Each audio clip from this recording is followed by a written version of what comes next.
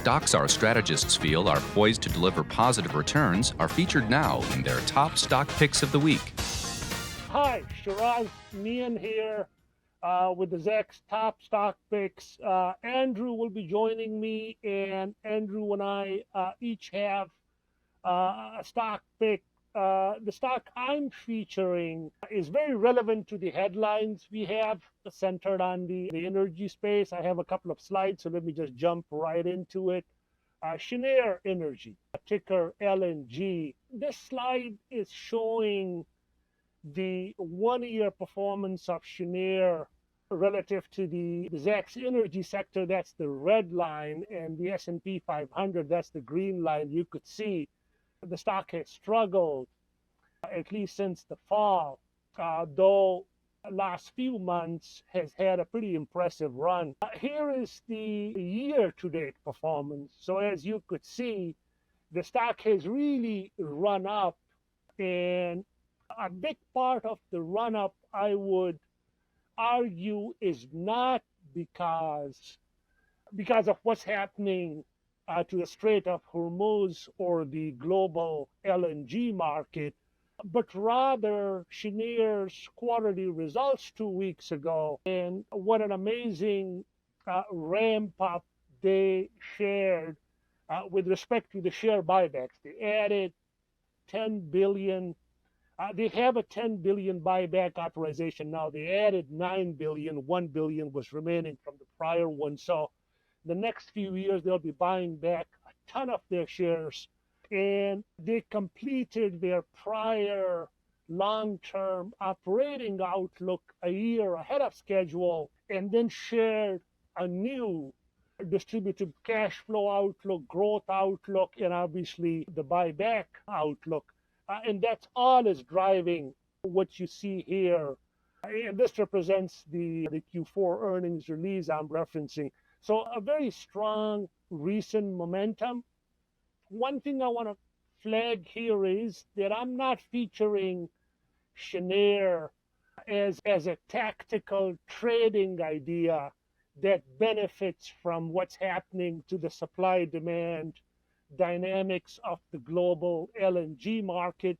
Whatever Cheniere has in terms of current LNG production and export capacity, and whatever it has in the pipeline in terms of growth outlook, it's all contracted out. There's not a whole lot of capacity it can make available in the spot market. This slide is showing Cheniere's growth project. So it has 2 terminals, one in Corpus Christi, Texas, and Sabine Pass in Louisiana. Cheniere, by the way, was the first LNG exporter out of the U.S. It's a bellwether for the space. There's a number of new startups in the industry, but Cheniere is the leader, more than 50 billion in market cap. So what you see here, as you could see, it has about 53 tons capacity that's available right now from the Sabine Pass, and it has in total about 63, and then 12 metric tons of additional capacity through both of these terminals through near-term projects. So it could expand its capacity to 71 to 75 metric tons, and then it has long-term projects that are also funded and are also at different stages of development. So long-term, the production capacity is 100 metric tons, and as I noted earlier, all of this capacity is contracted out to customers in Europe and South and Southeast Asia market. So I'm, as I noted earlier, not pitching Cheniere as a tactical trading idea, but rather as a long-term core holding in your portfolio that gives you a high-quality midstream energy play. Midstream generally refers to the infrastructure side of the energy value chain, upstream being the production of oil and gas, downstream being refining and marketing, your gas stations, and midstream is pipeline storage and export terminals, and that's where LNG comes in. So it's a differentiated value proposition because in addition to having a highly visible organic growth pipeline that I shared with you in the previous slide, Cheniere offers very interesting and lucrative defensive attributes. And these defensive attributes, I mean, is the relatively low risk contracted cash flows. So all of the production capacity is contracted over multi-year contracts.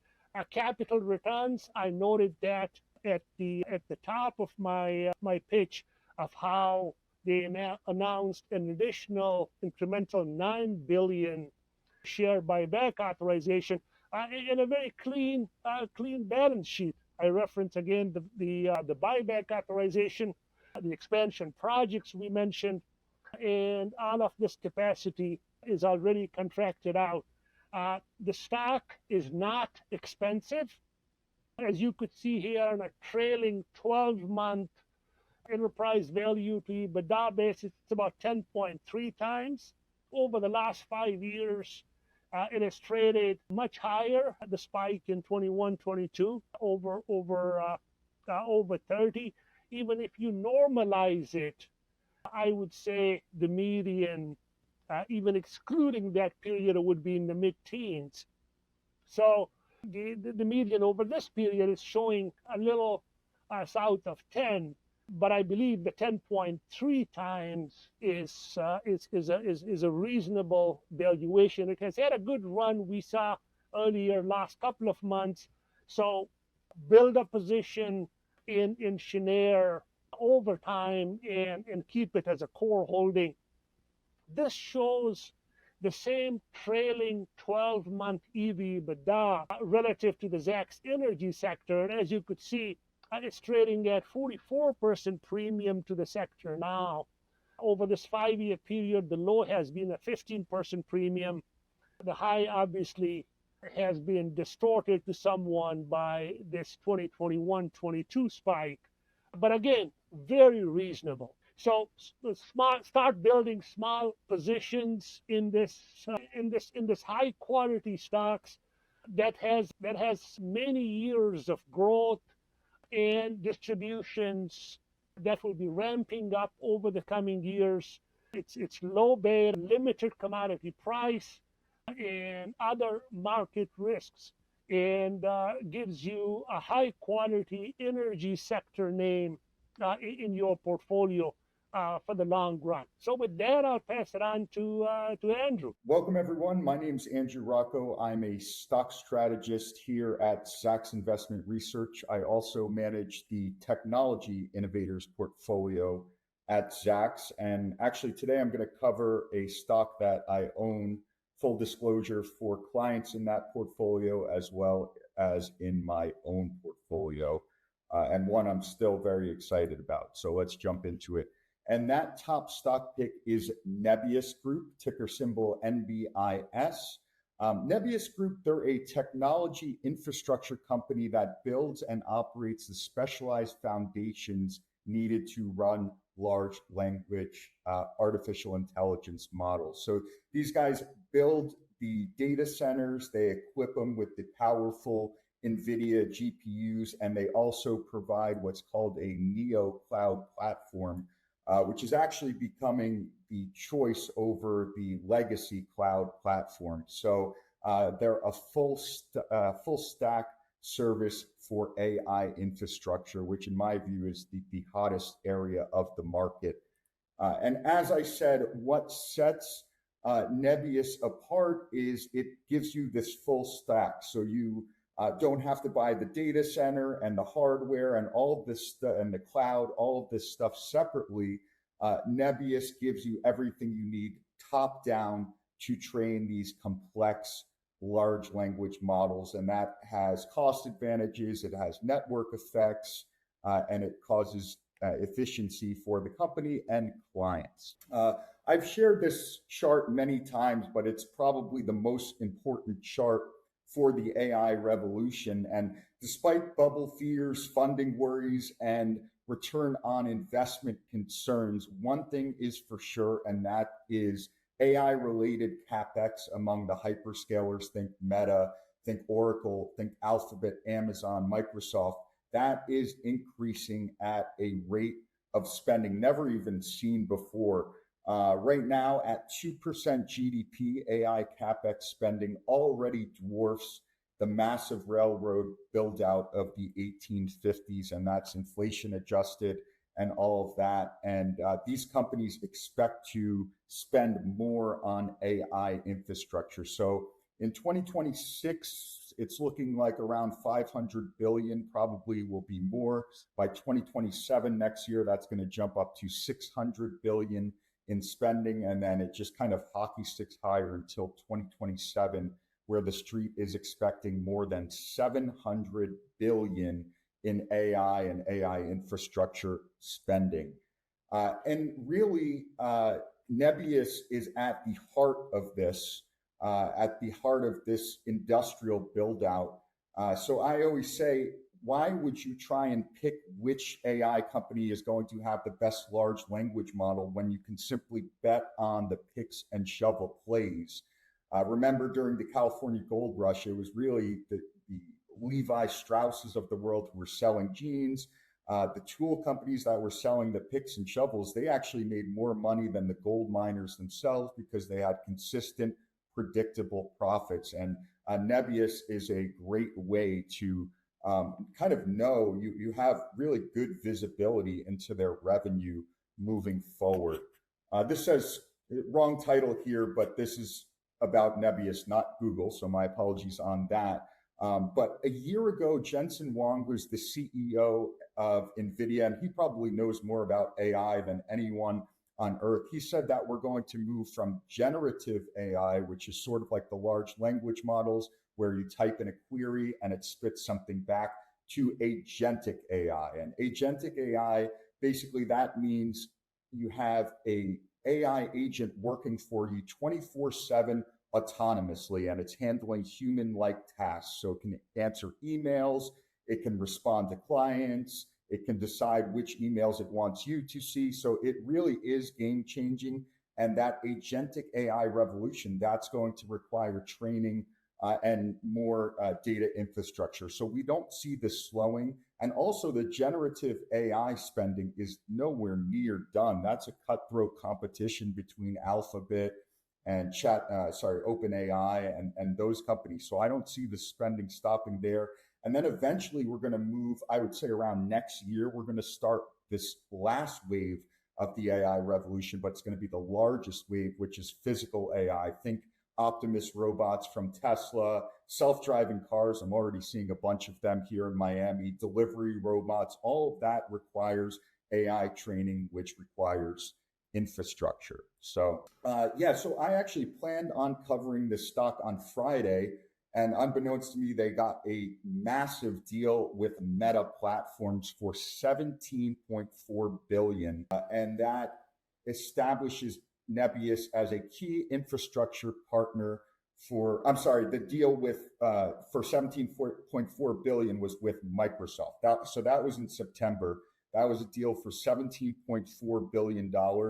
And today they announced the Meta Platforms deal, which is a $27 billion deal. It is structured to secure the massive computing power Meta needs for its next generation AI models like Llama 5.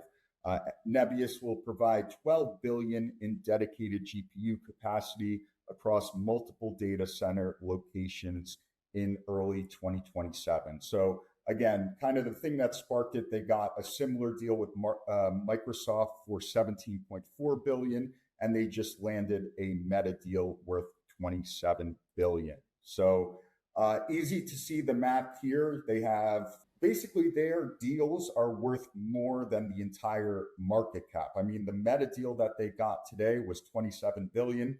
Currently, the market cap is 28 billion. Now, of course, it's not all going to be profit.